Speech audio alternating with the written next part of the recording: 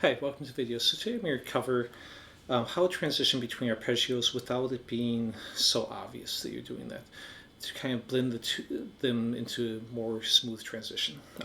So I'm going to take a basic fingering 5-string minor or major in the key of C major. So I'm going to be using the C major, D minor, E minor, F major, G major, A minor. Now I'll have tab for all this. Which you can download my Patreon page. You don't have to be a member. It's always open to the public, all my tab. But you can also become a member for only $1 a month, so I did really appreciate if you did.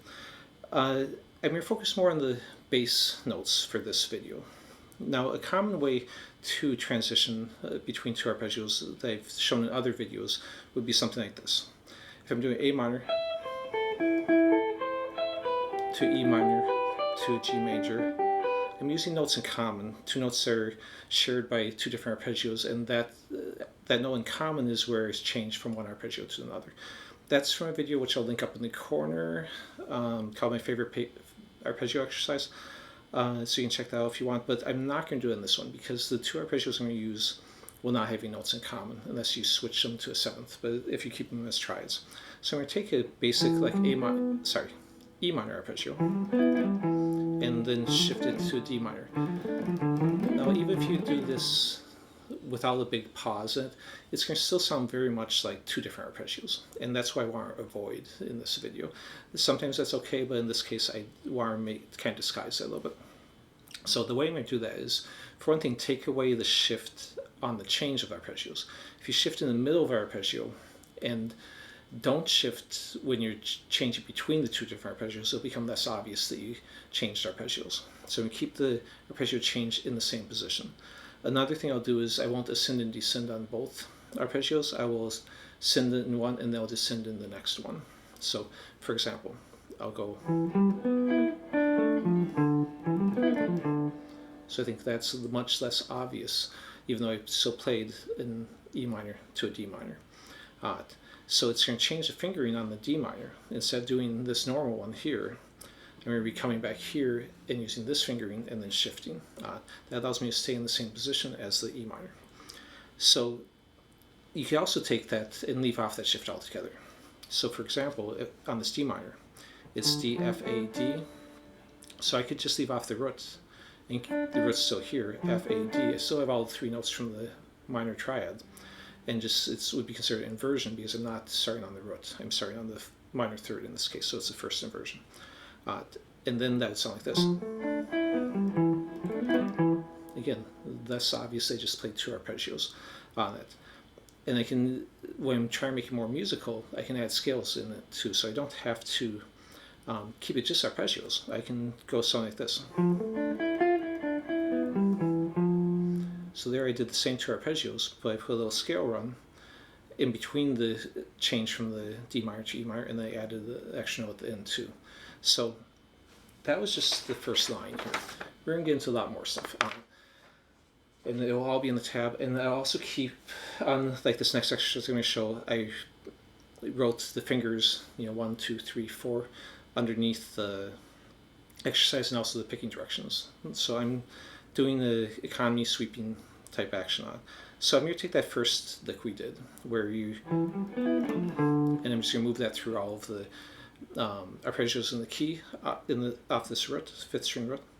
I'm going to leave off the minor flat 5, but I did write that and I'll demonstrate at the end, is in the tab. So basically what I'm going to do is have my normal position here, but then again, because I'm staying in position and not shifting right away, I'm going to use my first finger here to second finger. Sorry, I did the wrong arpeggio. Okay, so A minor, and use third finger because I'm going to G, not a G minor. Okay, and then I'm going to just repeat the G.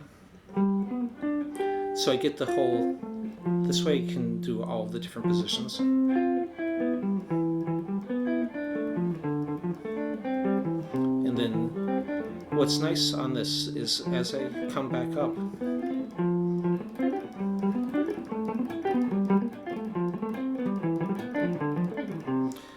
forward ascending and descending is the exact same fingering. So if you, when you look at the tab and I wrote it down descending, if you then just read the tab backwards and reverse it, you'll have all the frets, and the same fingers will be used both directions. So for example, if I'm on the first one I showed, the E minor to D minor, it's 1, 4, again just 1, 2, 3, 4 for fingers, 1, 4, 3, 3, 1, 1, 2, 1. When I ascend, it's 1, 2, 1, 1, 3, 3, 4, 1. So it's no difference on the fingering.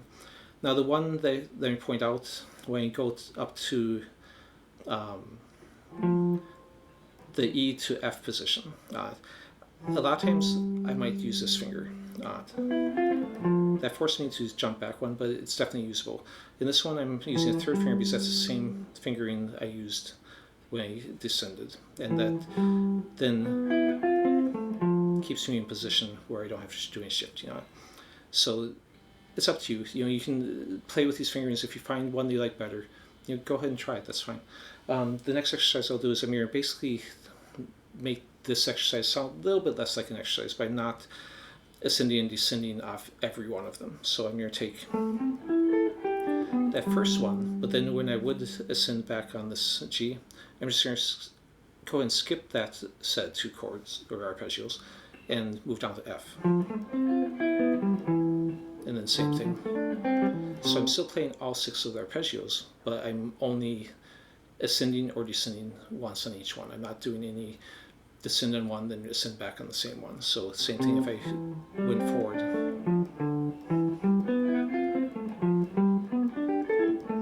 So that's just a way to make it a little bit more lick sounding, and also allow you to get through all of the shapes without so much repetition. Okay, now the next one we do is add sevenths to it. So there's 3 different sevenths in the key if I'm leaving off the flat 5 for right now. The dominant 7, minor 7, and major 7. So basically if I'm taking, let's say go back to the original, the minor 7. So we originally did just a minor. Now if I had the 7th, it's just adding this note here. So I can go down that 7 and come back with the minor triad. And then something like that. And of course I can reverse that and go ascend the minor and come back to the 7th. And you can do it on all these. So now this next lick I created just kind of uses that. So I take the G and remove through one position of each of the possibilities, the major, dominant, and minor. So I go G7, back on G, and then to F. Now I'm starting over the exercise, or the lick, on the F major 7, back to F.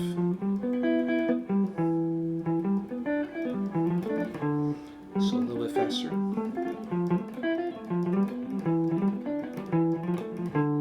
Something like that. Okay, let's see what's next. So that's what to right here.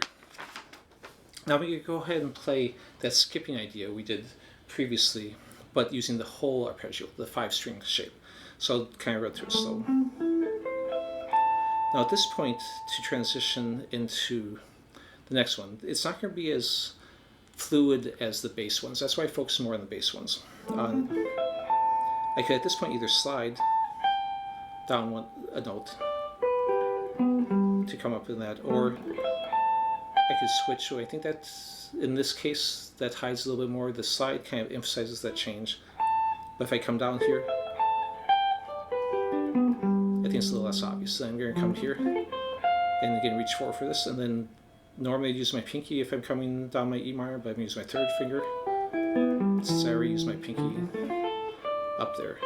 And then of course you could do the same thing the other direction. So now this will take some thinking about it, because you're going to have to reach for this. Normally I'd use my pinky, but to get this, that sets up my position for my next note.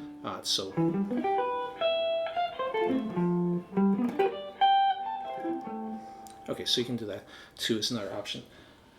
Now the minor flat 5, I mentioned I'd show that too. So that one basically, it doesn't have the rolling that the other ones have, and just a little side note on the rolling. Basically what I'm doing on that is I'm just pivoting my hand, and that allows my finger to roll up or down. So basically I'm doing this. I'm not really bending or changing my fingers. So if I'm doing,